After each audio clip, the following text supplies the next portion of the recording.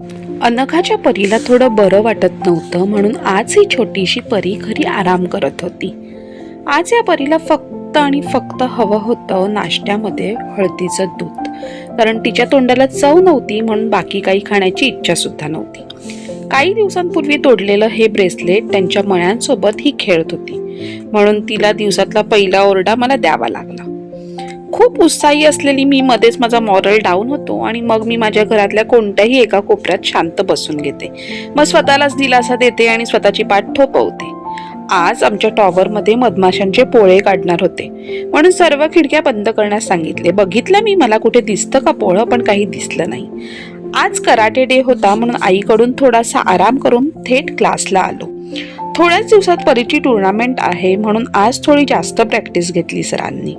आज सगळीच मुलं खूप उत्साही होती, कारण फाईट डे होता आणि सरही त्यांना खूप छान ट्रेन करत होते.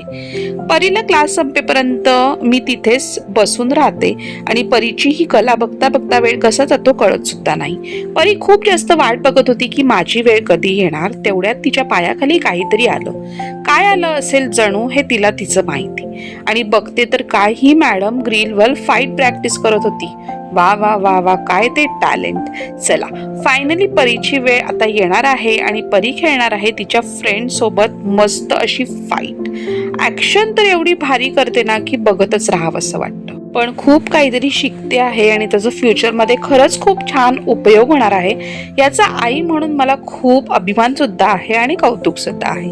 मग काय, तिची ती छान अशी कला, तिची ती फाईट, तिच्या मैत्रिणींबरोबर खेळण्यात येणारं काहीतरी वेगळं पण हे बघतच राहावं असं वाटतं. आणि हे कराटे बघितल्यावर मला माझं बालपण आठवतं. घरी आलो येताना आज मी थोड्याशा भाज्या आणल्या होत्या आणि मग त्या मला साफ सुद्धा करायच्या होत्या. मग काय, छान असं जेवण बनवलं आणि आम्ही जेवलो सुद्धा. आज जेवणात होतं ज्वारीची भाकरी आणि छान अशी शेंगदाण्याची आमटी असलेली मेथीची भाजी. तुम्ही मला सांगा, एवढ्या रात्री कोण बरं योगा करतं, पण आमची परी बाबा करते. आणि मोबाईल TV पेक्षा हे तर खरंच खूप छान आहे असं सुद्धा मला वाटतं. म्हणजे खेळून रात्री झोप सुद्धा छान लागते. किचन आवरून आता मला साफ करायच्या आहेत भाज्या, पण त्या अगोदर मला हिचा खेळ बघायचा आहे आणि तो मॅन्डेटरी आहे, नाहीतर ही मॅडम मला काही पुढचं काम करून देणार नाही. असो, तिचा खेळ बघते आणि मग पुढच्या कामाला लागते. छान अशा स्वच्छ भाज्या धुवून आता त्या मी वाळत घातलेल्या आहेत आणि उद्या मग मी त्या फ्रीजमध्ये ठेवून देईल, म्हणजे जागच्या जागी ठेवल्या की भाज्या सुद्धा छान टिकतात. असो, असा होता माझा आजचा दिवस. कसा वाटला let me know in the comment section. Bye.